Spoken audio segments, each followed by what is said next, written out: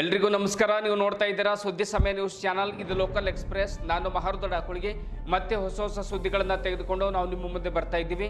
ಈ ದಿನದ ಪ್ರಮುಖ ಹೆಡ್ಲೈನ್ಸ್ಗಳನ್ನು ನೋಡ್ಕೊಂಡು ಬರೋಣ. ನಗರದಲ್ಲಿ ಜರುಗಿದ ದಲಿತ ಪರ ಸಂಘಟನೆಗಳ ಒಕ್ಕೂಟದ ವತಿಯಿಂದ ಪ್ರತಿಭಟನೆ. ಜಿಲ್ಲಾ ಉಸ್ತುವಾರಿ ಸಚಿವರ ವಿರುದ್ಧ ಘೋಷಣೆ ಕೂಗಿದ ಮುಖಂಡರು.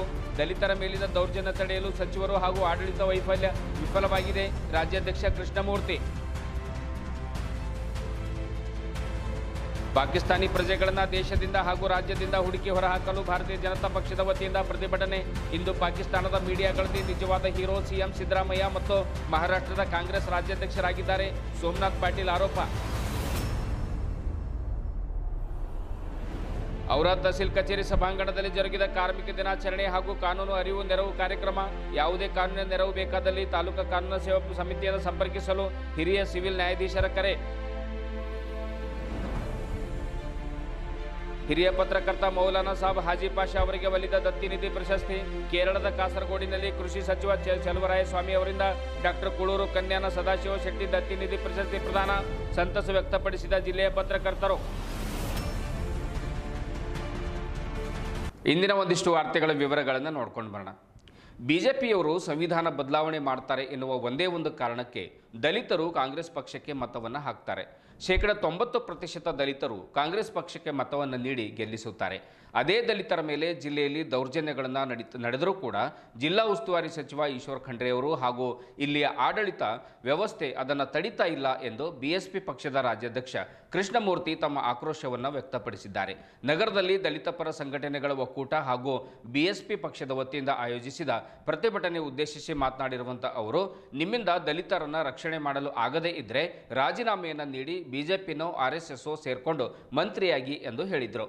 ಬಿಎಸ್ಪಿ ಜಿಲ್ಲಾಧ್ಯಕ್ಷ ಸೇರಿದಂತೆ ದಲಿತರ ಮೇಲೆ ಆದ ಕೇಸ್ ವಾಪಸ್ ಪಡೆಯಲು ಸರ್ಕಾರದ ಮುಖ್ಯ ಕಾರ್ಯದರ್ಶಿಗಳ ಜೊತೆಗೆ ಮಾತನಾಡ್ತಾರೆ. ಮುಂದೆ ದೌರ್ಜನ್ಯ ನಡೆದರೆ ಸಹಿಸಿಕೊಳ್ಳಬೇಡಿ ಅನ್ನುವಂತಹ ಮಾತನ್ನು ಇಲ್ಲಿಯ ಒಂದು ದಲಿತ ಮುಖಂಡರಿಗೆ ಅವರು ಸಲಹೆಯನ್ನು ನೀಡಿದರು. ಬಿಎಸ್ಪಿ ಪಕ್ಷದ ಔರಾ ತಾಲೂಕಾ ಉಸ್ತುವಾರಿ ರಾಹುಲ್ ಖಂದಾರೆ ಮಾತನಾಡಿ, ಜಿಲ್ಲೆಯ ಹಲವು ಅಧಿಕಾರಿಗಳು ಉಸ್ತುವಾರಿ ಸಚಿವರ ಕೈಗೊಂಬೆಯಾಗಿ ವರ್ತಿಸುತ್ತಿದ್ದಾರೆ. ಉಸ್ತುವಾರಿ ಸಚಿವರು ಜಿಲ್ಲೆಯಲ್ಲಿ ಸರ್ವಾಧಿಕಾರ ನಡೆಸ್ತಾ ಇದ್ದಾರೆ ಎಂದು ಆರೋಪ ಮಾಡಿದರು. ಜಿಲ್ಲೆಯಲ್ಲಿ ದಲಿತರ ಮೇಲೆ ದೌರ್ಜನ್ಯ ನಡೆದಾಗಲೆಲ್ಲ ಜಾತಿ ನಿಂದನೆ ಕೇಸ್ಗಳು ಬುಕ್ ಆದರೂ ಕೂಡ ಅದನ್ನು ಮುಚ್ಚಿ ಹಾಕಲು ಮತ್ತೊಂದು ಕೌಂಟರ್ ಕೇಸ್ ಹಾಕಲಾಗ್ತಾ ಇದೆ. ತನ್ಮೂಲಕ ಜಾತಿ ನಿಂದನೆ ಕೇಸನ್ನು ಮೆತ್ತಗೆ ಮಾಡುವ ಪ್ರಯತ್ನ ನಿರಂತರವಾಗಿ ಜಿಲ್ಲೆಯಲ್ಲಿ ನಡೀತಾ ಇದೆ ಎಂದು ಹರಿಹಾಯ್ದರು. ಮುಖಂಡರಾದ ಶಕ್ತಿಕಾಂತ್ ಭಾವಿದೊಡ್ಡಿ ಮಾತನಾಡಿ, ದಲಿತ ಮುಖಂಡರು ಎಲ್ಲಿವರೆಗೆ ರಾಜಕಾರಣಿಗಳ ಚಮಚಾಗಿರಿ ಮಾಡುವುದನ್ನು ಬಿಡುವುದಿಲ್ಲವೋ ಅಲ್ಲಿವರೆಗೆ ದಲಿತರ ಮೇಲೆ ದೌರ್ಜನ್ಯ ನಡೆಯುತ್ತಲೇ ಇರುತ್ತವೆ. ಮುಂದೊಂದು ದಿನ ನಿಮ್ಮ ಮನೆಯ ಹೆಣ್ಣು ಮಕ್ಕಳ ಮೇಲೆ ದೌರ್ಜನ್ಯ ನಡೀತದೆ ಎಂದು ಹೇಳಿದರು. ಮುಖಂಡರಾದ ವಿಷ್ಣುವರ್ಧನ್ ವಾಲ್ದೊಡ್ಡಿ ಮಾತನಾಡಿ, ಸಮಾಜದ ಯುವಕರ ಮೇಲೆ ದೌರ್ಜನ್ಯಗಳಾದಾಗೆಲ್ಲ ಕೆಲವು ದಲಿತ ಮುಖಂಡರು ಜನಪ್ರತಿನಿಧಿಗಳ ಮುಸುರಿ ತಿನ್ನುವ ಮತ್ತು ಬೂಟು ನೆಕ್ಕುವ ಕೆಲಸವನ್ನ ಮಾಡ್ತಾ ಇದ್ದಾರೆ. ನೀವು ಯಾವುದೇ ಪಕ್ಷದಲ್ಲಿರಿ, ಆದರೆ ದಲಿತರ ಮೇಲಿನ ಅನ್ಯಾಯವನ್ನು ಮಾತ್ರ ಪಕ್ಷಾತೀತವಾಗಿ ಖಂಡಿಸಿ ಅನ್ನುವಂಥ ಮಾತನ್ನು ಹೇಳಿದರು. ಇದೇ ವೇಳೆ ಪ್ರತಿಭಟನೆಯಲ್ಲಿ ಜಿಲ್ಲೆಯ ವಿವಿಧ ತಾಲೂಕಿನಿಂದ ಆಗಮಿಸಿದ ನೂರಾರು ಯುವಕರು ಹಾಗೂ ಮಹಿಳೆಯರು ಪಾಲ್ಗೊಂಡಿದ್ದರು.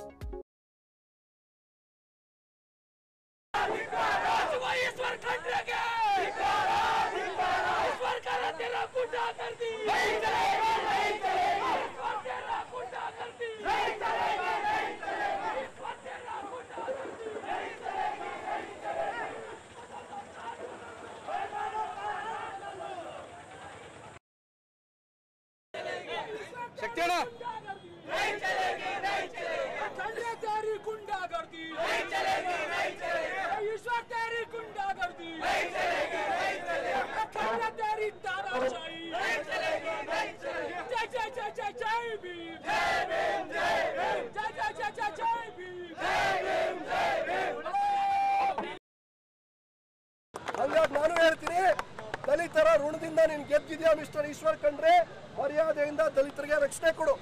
ನೀನು ಕೊಡಕ್ಕಾಗಲ್ಲ ಅಂದ್ರೆ ರಾಜೀನಾಮೆ ಕೊಟ್ಟು ಆರ್ಎಸ್ಎಸ್ ಬಿಜೆಪಿನೋ ಸೇರ್ಕೊಂಡು ಅಲ್ಲಿ ಮಂತ್ರಿ ಆಗು.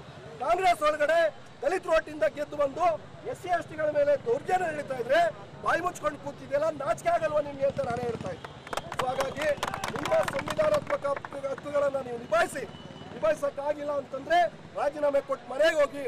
ದಯಮಾಡಿ ಈ ರಾಜ್ಯದ ಮುಖ್ಯಮಂತ್ರಿ, ರಾಜ್ಯದ ರಾಜ್ಯಪಾಲರು ಇದನ್ನ ಗಮನಕ್ಕೆ ತಗೋಬೇಕು. ಬೀದರ್ ಜಿಲ್ಲೆ ಒಳಗಡೆ ಡಿಸ್ಟ್ರಿಕ್ಟ್ ಅಡ್ಮಿನಿಸ್ಟ್ರೇಷನ್ ಸಂಪೂರ್ಣವಾಗಿ ಕುಸಿದಿದೆ. ಇಲ್ಲಿರ್ತಕ್ಕಂಥ ಪೊಲೀಸ್ ಅಡ್ಮಿನಿಸ್ಟ್ರೇಷನ್ कलर के रक्षण कोड़ता है। संगठनों के लोगों ने पैदल आया ऐसे आपके धूप में, वो 5 एकड़ लैंड अलॉटमेंट करने का एंडोर्समेंट डिस्ट्रिक्ट कमिश्नर के ओर से मिला।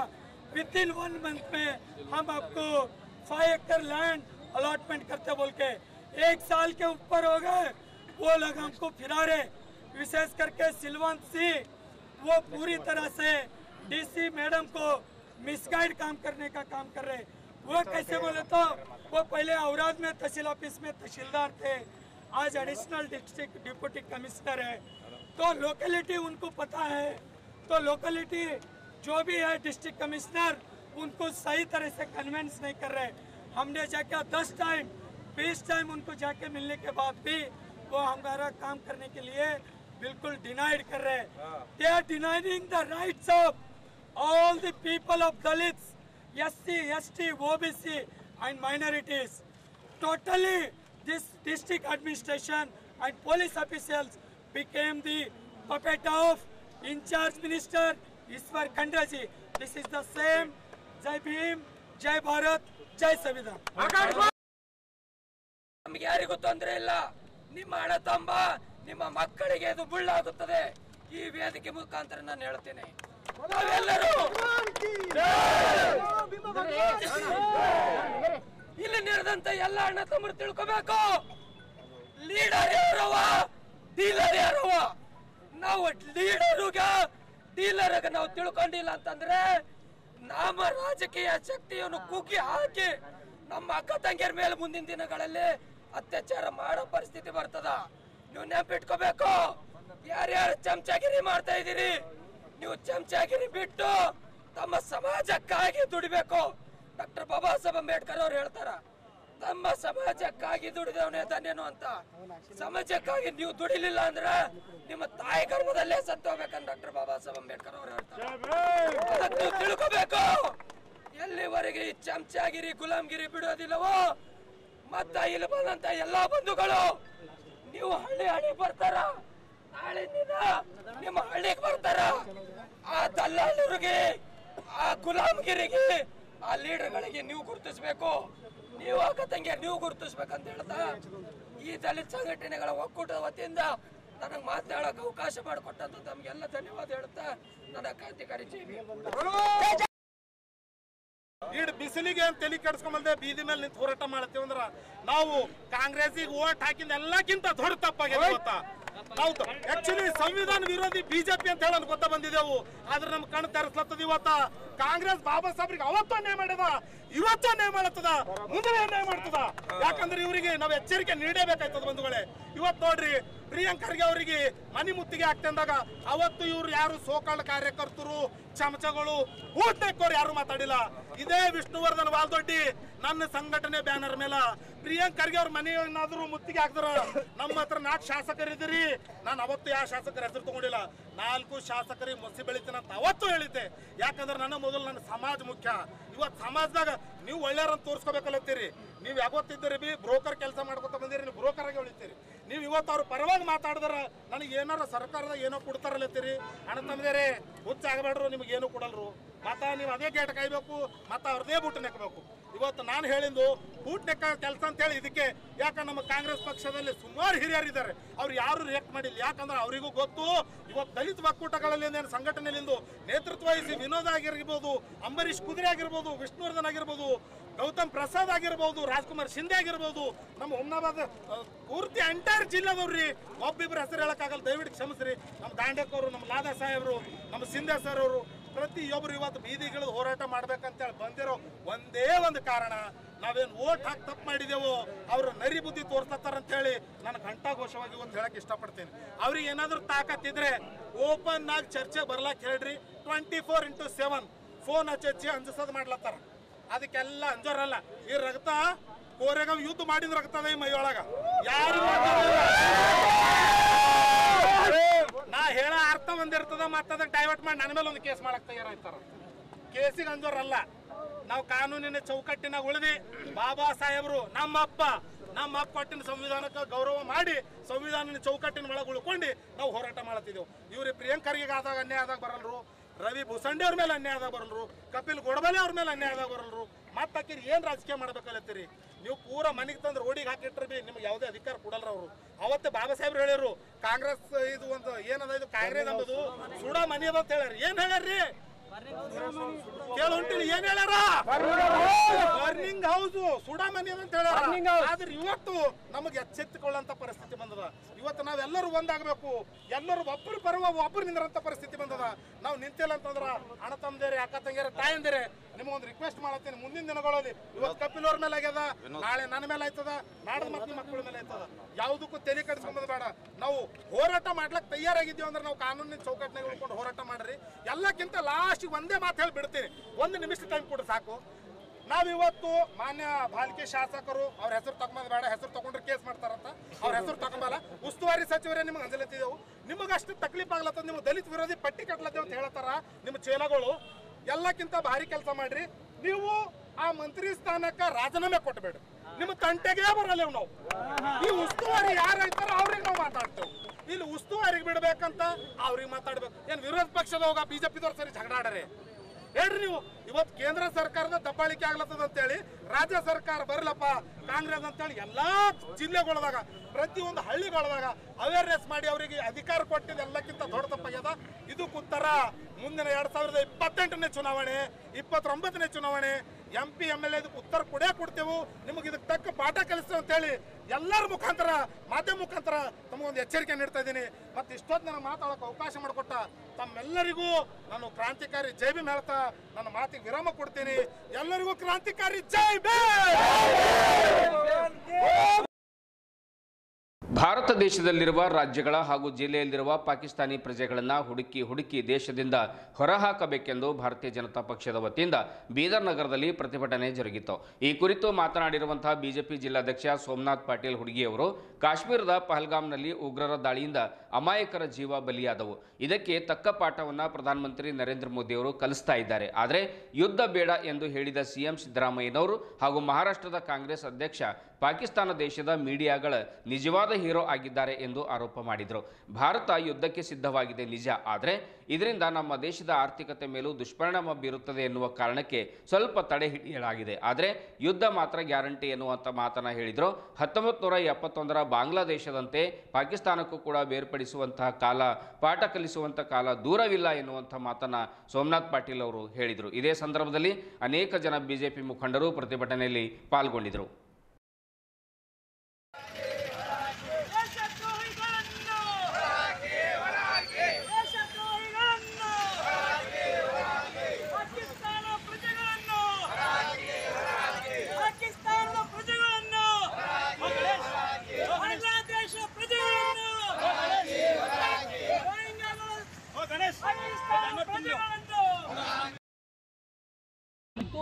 ಮೂವತ್ತನೇ 28ನೇ ತಾರೀಕಿನ ದಿವಸ ಎಲ್ಲರನ್ನೂ ವಾಪಸ್ 30ನೇ ತಾರೀಕಿಗೆ ವಾಪಸ್ ಕರ್ನಾಟಕ ರಾಜ್ಯದಲ್ಲಿ 90 ಅಂತ ನಮ್ಮ ಮಾಹಿತಿ ನಮ್ಮ ಜಿಲ್ಲೆ ಇಲ್ಲ.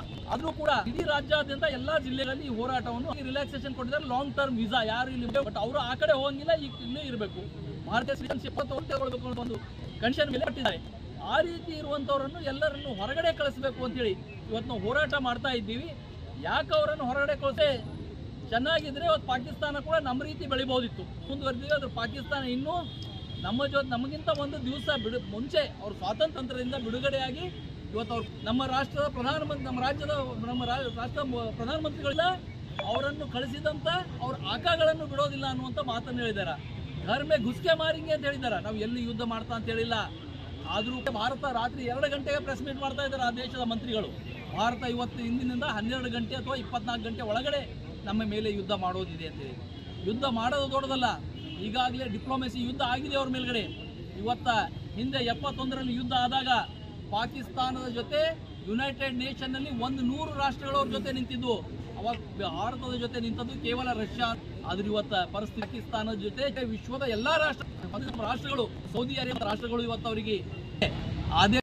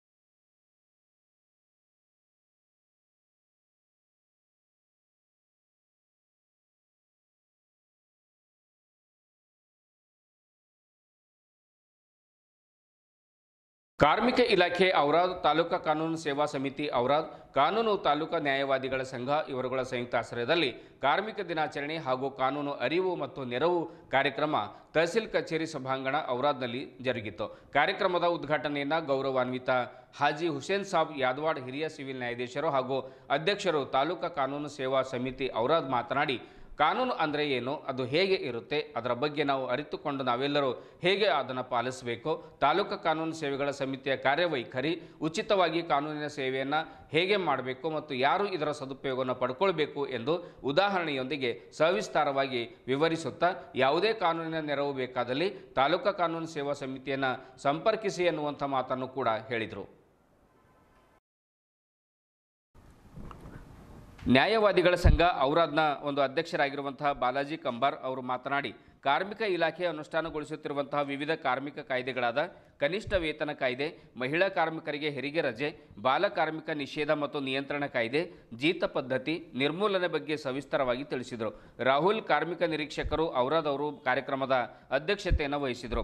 ಅಂಗಡಿ ಮತ್ತು ವಾಣಿಜ್ಯ ಕಾಯ್ದೆ 1961 ಕಾಯ್ದೆಯಡಿ ಪ್ರತಿ ಅಂಗಡಿ ಮಾಲೀಕರು ಅಂಗಡಿ ಆರಂಭಿಸಿದ ಕಾರ್ಮಿಕರಿಗೆ ಕಾಯ್ದೆಯನ್ವಯ ವೇತನ ನೀಡಲು, ಬಾಲ ಮತ್ತು ಕಿಶೋರ ಕಾರ್ಮಿಕರ ನಿಷೇಧ ಮತ್ತು ನಿಯಂತ್ರಣ ಕಾಯ್ದೆ 1986ರ ಅನ್ವಯ ಬಾಲ ಕಾರ್ಮಿಕರನ್ನ ಕೆಲಸದಲ್ಲಿ ತೊಡಗಿಸಿಕೊಳ್ಳದಂತೆ ತಿಳಿಸಿದರು. ಒಂದು ವೇಳೆ ನೇಮಿಸಿಕೊಂಡಲ್ಲಿ ರೂಪಾಯಿ 20,000ರಿಂದ 50,000ವರೆಗೆ ದಂಡ ಮತ್ತು 6 ತಿಂಗಳಿಗೆ ಕಡಿಮೆ ಇಲ್ಲದೆ 2 ವರ್ಷದವರೆಗೆ ಜೈಲು ಶಿಕ್ಷೆ ಇರುವುದಾಗಿ ತಿಳಿಸಿದರು. ಕಾರ್ಯಕ್ರಮದಲ್ಲಿ ಮುಖ್ಯ ಅತಿಥಿಗಳಾಗಿ ಸಂಗಯ್ಯ ಸ್ವಾಮಿ, ಗ್ರೇಡ್ 2 ತಹಸೀಲ್ದಾರರು, ಶಿವರಾಜ್ ಶೆಟ್ಕರ್, ಸಹಾಯಕ ಸರ್ಕಾರಿ ಅಭಿಯೋಜಕರು ಸೇರಿದಂತೆ ವಿವಿಧ ವಲಯದ ಕಾರ್ಮಿಕರು ಉಪಸ್ಥಿತರಿದ್ದರು. ಕಾನೂನಿನ ಅರಿವು ನೀಡಲಿಕ್ಕೆ ಬಂದಿದೆ ಅಲ್ವಾ? ಅದಕ್ಕಿಂತ ಮುಂಚೆ ಕಾರ್ಮಿಕರು ಅಂದರೆ ಯಾರು, ಅವ್ರಿಗೆ ಏನೇನು ಲಾಭಗಳಿದ್ದಾವೆ ಅಂತ ನಮಗೆ ನಮ್ಮ ಅಧ್ಯಕ್ಷರು ಅದ್ರ ಮೇಲೆ ಸಂತ ಒಂದು ಸಂಕ್ಷಿಪ್ತ ಉಪನ್ಯಾಸ ಕೊಡ್ತಾರೆ. ಅದನ್ನು ನಾನು ಟಚ್ ಮಾಡೋದಿಲ್ಲ. ಈಗ ಕಾರ್ಮಿಕನಾಗುತ್ತಂದ್ರೆ ಕಾರ್ಮಿಕನಾಗೋಕ್ಕಿಂತ ಪೂರ್ವದಲ್ಲಿ ಅವನು ಮನುಷ್ಯ ಅಲ್ವಾ, व्यक्ती हे एक आहे. तसेच बरेच कानून हा भारतामध्ये चालू आहे. तर हे सगळं प्रयोजन मला माहीत व्हावं आणि जे आपले संघटित आणि असंघटित जे लेबर आहोत, युनियन आहेत आपल्याकडे, मजदूर भारतीय मजदूर संघ आहे, all India trade union Congress असं मोठ्या शहरामध्ये राहतात. तसं औरादमध्ये सुद्धा काम तुम्ही जे कट्टड कामगारी लेबर म्हणून जे हे करतो ना संघटना, तर तसं त्या संघटनेला काय. ಬೀದರ್ನ ಕನ್ನಡಪ್ರಭ ಸಹಾಯಕ ವರದಿಗಾರ ಹಾಗೂ ಪತ್ರಕರ್ತ ಮೌಲಾನಾ ಸಾಬ್ ಅಂದರೆ ಹಾಜಿ ಪಾಷಾ ಎಂದೇ ಖ್ಯಾತಿಯನ್ನು ಪಡ್ಕೊಂಡಿರುವಂತಹ ಅವರಿಗೆ ಕೇರಳದ ಕಾಸರಗೋಡಿನಲ್ಲಿ ನಡೆದ ಸಮಾರಂಭದಲ್ಲಿ ಡಾಕ್ಟರ್ ಕುಳೂರು ಕನ್ಯಾನ ಸದಾಶಿವ ಶೆಟ್ಟಿ ದತ್ತಿನಿಧಿ ಪ್ರಶಸ್ತಿ ಪ್ರದಾನ ಮಾಡಲಾಯಿತು. ಕಾಸರಗೋಡು ಜಿಲ್ಲಾ ಕನ್ನಡ ಪತ್ರಕರ್ತರ ಕ್ಷೇಮಾಭಿವೃದ್ಧಿ ಸಂಘ, ಕರ್ನಾಟಕ ಗಡಿ ಪ್ರದೇಶ ಅಭಿವೃದ್ಧಿ ಪ್ರಾಧಿಕಾರ, ಕರ್ನಾಟಕ ಸರ್ಕಾರ ಹಾಗೂ ಕರ್ನಾಟಕ ಕಾರ್ಯನಿರತ ಪತ್ರಕರ್ತರ ಸಂಘದ ಸಂಯುಕ್ತ ಆಶ್ರಯದಲ್ಲಿ ಕಾಸರಗೋಡಿನ ಚಿತಾಂಗೋಳಿಯ ಅಲೈನ್ಸ್ ಕನ್ವೆನ್ಷನ್ ಸೆಂಟರ್ನಲ್ಲಿ ರಾಜ್ಯದ ಕೃಷಿ ಸಚಿವ ಎನ್ ಚಲುವರಾಯಸ್ವಾಮಿ ಅವರು ಈ ಪ್ರಶಸ್ತಿ ಪ್ರದಾನ ಮಾಡಿದರು. ಪ್ರಶಸ್ತಿ ಪ್ರದಾನದಲ್ಲಿ ಪ್ರಶಸ್ತಿ ಪತ್ರ, ಫಲಕ ಹಾಗೂ ಶಾಲು, ನಗದು ಪ್ರದಾನ ಮಾಡಿದರು. ಸಮಾರಂಭದಲ್ಲಿ ಶ್ರೀ ಸಚ್ಚಿದಾನಂದ ಭಾರತಿ ಶ್ರೀಪಾದಂಗಳವರು, ಆಮೇಲೆ ಪತ್ರಕರ್ತರ ಸಂಘದ ರಾಜ್ಯಾಧ್ಯಕ್ಷ ಶಿವಾನಂದ ತಗಡೂರು, ರಾಜ್ಯದ ವಿಧಾನ ಪರಿಷತ್ ಸದಸ್ಯ ಮಂಜುನಾಥ್ ಭಂಡಾರಿ, ಕರ್ನಾಟಕ ಗಡಿ ಪ್ರದೇಶ ಅಭಿವೃದ್ಧಿ ಪ್ರಾಧಿಕಾರದ ಸದಸ್ಯ ಸಂಜೀವ್ ಕುಮಾರ್ ಅತ್ತಿವಾಳೆ ಸೇರಿದಂತೆ ಇನ್ನು ಅನೇಕ ಜನರು ಉಪಸ್ಥಿತರಿದ್ದರು. ಕನ್ನಡಪ್ರಭದಲ್ಲಿ 2012ರಿಂದ ನಿರಂತರವಾಗಿ ಸಹಾಯಕ ವರದಿಗಾರರಾಗಿ ಹಾಜಿ ಪಾಷಾ ಅವರು ಸೇವೆಯನ್ನು ಸಲ್ಲಿಸ್ತಾ ಇದ್ದಾರೆ. ಅದರ ಜೊತೆಗೆ ಒಂದು ನಾನಕ ಟೈಮ್ಸ್ ಆಗಿರಬಹುದು, ಬೀದರ್ ಕಿ ಆವಾಜ್ ಆಗಿರಬಹುದು, ಆಮೇಲೆ ಇನ್ನು ಅನೇಕ ಪತ್ರಿಕೆಗಳಲ್ಲಿ ಉಪಸಂಪಾದಕರಾಗಿ ಆಮೇಲೆ ವರದಿಗಾರರಾಗಿ ಸೇವೆಯನ್ನು ಸಲ್ಲಿಸಿರ್ತಕ್ಕಂಥ ಕೀರ್ತಿ ಅವರಿಗೆ ಸಲ್ಲುತ್ತೆ. ಈ ಹಿಂದೆ ಅವರಿಗೆ 2 ಸರ್ಕಾರಿ ನೌಕರಿಗಳು ಬಂದರೂ ಕೂಡ ಸಮಯಕ್ಕೆ ಸರಿಯಾಗಿ ಹೋಗದೇ ಇರುವ ಕಾರಣಕ್ಕಾಗಿ ಆ ನೌಕರಿಯನ್ನು ಕಳೆದುಕೊಂಡು ಕೊನೆಗೆ ಈ ಒಂದು ಬರಹದಲ್ಲಿ ವರದಿಗಾರಿಕೆಯಲ್ಲಿ ಅವರು ತಮ್ಮ ಜೀವನವನ್ನು ಸವೆಸಿ ಸಮಾಜದಲ್ಲಿ ಒಂದು ಜಾಗೃತಿ ಮೂಡಿಸುವಂಥ ಕಾರ್ಯ ನಿರಂತರವಾಗಿ ಒಂದು ಹಾಜಿ ಪಾಷಾ ಅವರು ಮಾಡ್ಕೊಂಡು ಬಂದಿದ್ದಾರೆ. ಬೀದರ್ ಜಿಲ್ಲೆಯ ಭಾಲ್ಕಿ ತಾಲೂಕಿನ ಬಾಳೂರು ಗ್ರಾಮದಲ್ಲಿ ಜನಿಸಿದ ಮೌಲಾನಾ ಸಾಬ್ ಬೀದರ್ ಅವರು ಕಾಲೇಜು ಶಿಕ್ಷಣ ಮುಗಿಸಿದ ನಂತರ ಪೊಲೀಸ್ ಇಲಾಖೆ, ವಿದ್ಯುತ್ ಇಲಾಖೆಯಲ್ಲಿ ನೌಕರಿಯ ಕಾಲ್ ಲೆಟರ್ ಬಂದರೂ ಅವುಗಳು ಸರಿಯಾದ ಸಮಯಕ್ಕೆ ಕೈಗೆ ಸಿಗದೆ 2 ನೌಕರಿಗಳನ್ನು ಕಳೆದುಕೊಂಡವರು. ಆದರೂ ಎದೆಗುಂದದೆ ಇದ್ದಷ್ಟು ವೇತನದಲ್ಲಿಯೇ ಪತ್ರಿಕಾ ಕ್ಷೇತ್ರದಲ್ಲಿ ಮುಂದುವರಿದು ಸಮಾಜ ಸೇವೆಗೆ ತನ್ನನ್ನು ತಾನು ತೊಡಗಿಸಿಕೊಳ್ಳಬೇಕೆಂಬ ದೃಢ ನಿಶ್ಚಯ ಮಾಡಿಕೊಂಡವರು. ಕನ್ನಡ ಮಾಧ್ಯಮದಲ್ಲಿ ಓದಿದ್ದರೂ ಕೂಡ ಹಿಂದಿ ಭಾಷೆಯ ಪತ್ರಿಕೆಯಲ್ಲಿ ಉತ್ತಮವಾಗಿ ಕೆಲಸ ನಿರ್ವಹಿಸಲು ಮುಂದಾದರು. 1994ರಲ್ಲಿ ತನ್ನ ವೃತ್ತಿಯೊಂದಿಗೆ ಸಮಾಜದಲ್ಲಿನ ವರದಕ್ಷಿಣೆ ಎಂಬ ಪಿಡುಗು ಹೋಗಲಾಡಿಸಲು ಸಮರ ಸಾರಿ ಹಿರಿಯ ಸ್ವಾತಂತ್ರ್ಯ ಹೋರಾಟಗಾರರಾದ ಹೀರಾಚಂದ್ ವಾಘಮಾರೆ ಅವರೊಂದಿಗೆ ಇದ್ದು ಸಮಾಜದಲ್ಲಿ ದುಶ್ಚಟಗಳು, ವರದಕ್ಷಿಣೆ ಹಾಗೂ ಗ್ರಾಮ ಸ್ವರಾಜ ಆಂದೋಲನ ಮಾಡುತ್ತಾ ವಾರದಲ್ಲಿ 1-2 ದಿನ ರಸ್ತೆಗಿಳಿದು ಪ್ರತಿಭಟನೆ ಮಾಡುತ್ತಾ ಸರ್ಕಾರದ ಗಮನ ಸೆಳೆದರು. 2000ರಿಂದ 2005ರವರೆಗೆ ಪತ್ರಿಕಾ ಅಕಾಡೆಮಿ, ರಾಜ್ಯ ಕಾರ್ಯನಿರತ ಪತ್ರಕರ್ತರ ಸಂಘದ ತರಬೇತಿಗಳಲ್ಲಿ ಪಾಲ್ಗೊಂಡು ಬರವಣಿಗೆಯ ಆಯಾಮಗಳನ್ನು ಸಿದ್ಧಿಸಿದರು. ದಕ್ಕನ ದೇಶ ಹಾಗೂ ಜನಇಚ್ಛಾ ಎಂಬ ಹಿಂದಿ ದಿನಪತ್ರಿಕೆಗೆ ಉಪಸಂಪಾದಕನಾಗಿ ಹಾಗೂ ಬೀದರ್ ಸಂದೇಶ ಪತ್ರಿಕೆಗೆ ಸುಮಾರು ವರ್ಷಗಳವರೆಗೆ ಪ್ರತಿದಿನ ಜನಸಮಸ್ಯೆ ಸೇರಿದಂತೆ ವಿವಿಧ ವಿಷಯಗಳಲ್ಲಿ ಜನಪರ ಕಾಳಜಿಯ ಲೇಖನ ಬರೆದಿದ್ದಾರೆ. ನಂತರ ಪವಿತ್ರ ಗುರುದ್ವಾರದ ಸದಸ್ಯರಾದ ಮನ್ಪ್ರೀತ್ ಸಿಂಗ್ ಅವರ ಸಂಪಾದಕತ್ವದ ನಾನಕ್ ಟೈಮ್ಸ್ ಎಂಬ ಹಿಂದಿ ದಿನಪತ್ರಿಕೆಗೆ 2002ರಿಂದ 2011ರವರೆಗೆ ಉಪಸಂಪಾದಕನಾಗಿ ಸೇವೆ ಸಲ್ಲಿಸಿದರು. ಇದೇ ಅವಧಿಯಲ್ಲಿ ಪ್ರಜಾವಾಣಿ ಪತ್ರಿಕೆಗೆ ಪಾರ್ಟ್ ಟೈಮ್ ವರದಿಗಾರನಾಗಿ 1 ವರ್ಷ ಸೇವೆ ಸಲ್ಲಿಸಿದರು. ಜಿಲ್ಲಾ ವರದಿಗಾರರ ಸಂಘದ ಖಜಾಂಚಿಯಾಗಿ 6 ವರ್ಷಗಳವರೆಗೆ ಸೇವೆ ಸಲ್ಲಿಸಿದ್ದಾರೆ. 2012ರಿಂದ ಕನ್ನಡಪ್ರಭ ಪತ್ರಿಕೆಯಲ್ಲಿ ಜಿಲ್ಲಾ ಸಹಾಯಕ ವರದಿಗಾರನಾಗಿ ದುಡಿಯುತ್ತಿದ್ದಾರೆ. ತಮ್ಮ ಸೇವೆಗೆ ಸಕಲವಿಧ ಗೌರವಾದರಗಳೊಂದಿಗೆ ಹಿರಿಯ ಉದ್ಯಮಿ, ಸಾಮಾಜಿಕ ಹರಿಕಾರ ಡಾಕ್ಟರ್ ಕೂಳೂರು ಕನ್ಯಾನ ಸದಾಶಿವ ಶೆಟ್ಟಿ ನೀಡುವ ದತ್ತಿನಿಧಿ ಪ್ರಶಸ್ತಿ ತಮಗೆ ಸಂತೋಷದಿಂದ ಸ್ವೀಕರಿಸಿ. ಇದುವರೆಗೂ ಸುದ್ದಿ ಕೊಟ್ಟಿರುವ ನಾನು ಮಹಾರ್ದು ಡಾಕುಳಿಗೆ ಮತ್ತೆ ಮುಂದಿನ ವಾರ್ತೆಗಳೊಂದಿಗೆ ಭೇಟಿಯಾಗೋಣ. ವಂದನೆಗಳು.